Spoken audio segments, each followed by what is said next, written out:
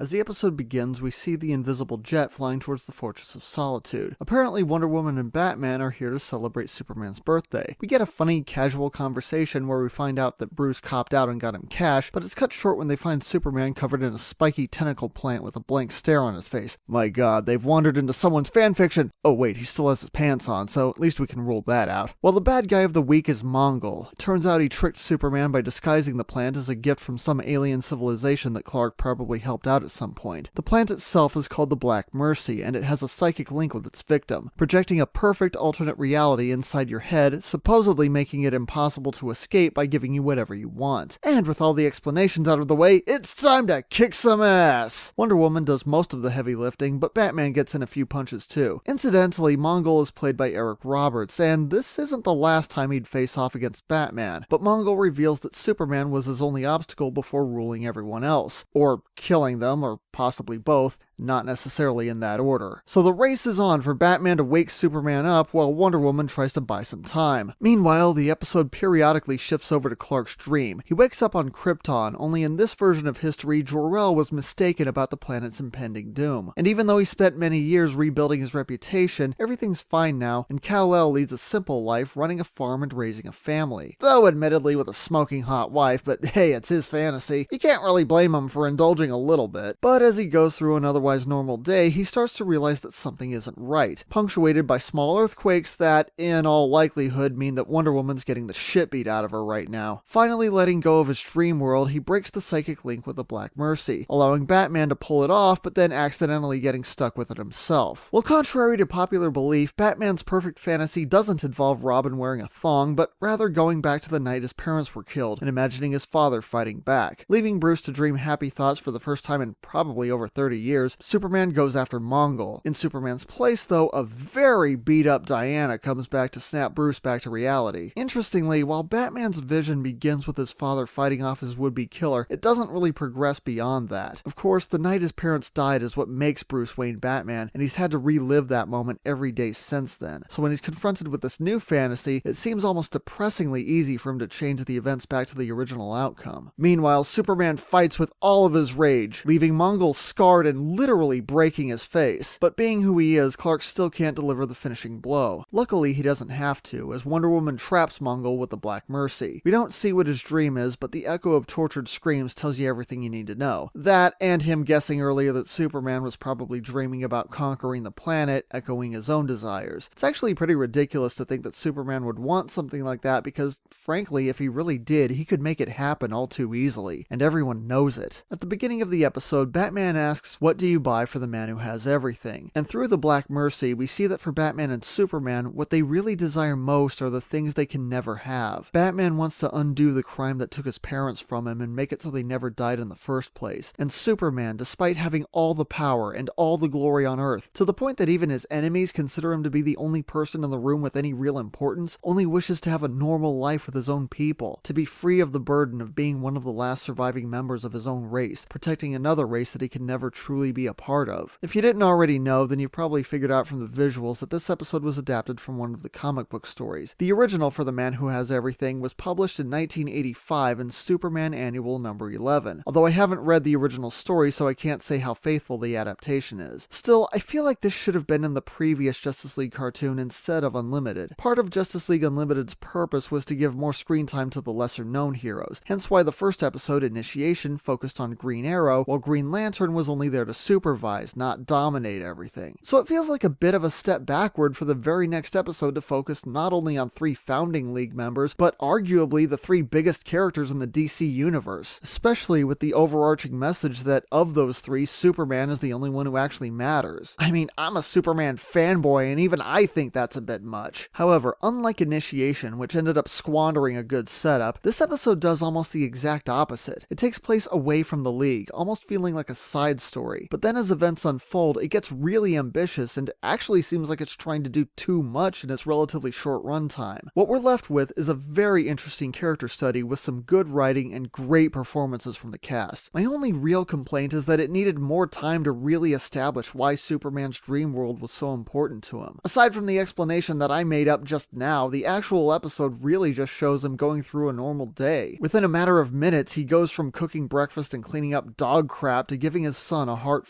emotional goodbye. Like I said, the actors do a great job, so I believe Superman when he gets emotional at the end, but as a viewer, I only saw that place for a few minutes, and I already knew it was a dream the whole time, so the most I can hope to get from it is some fan art of his imaginary wife. But still, the episode does the best it can with everything else, and ends up being a lot stronger and more enjoyable because of it. For The Man Who Has Everything gets a 7 out of 10.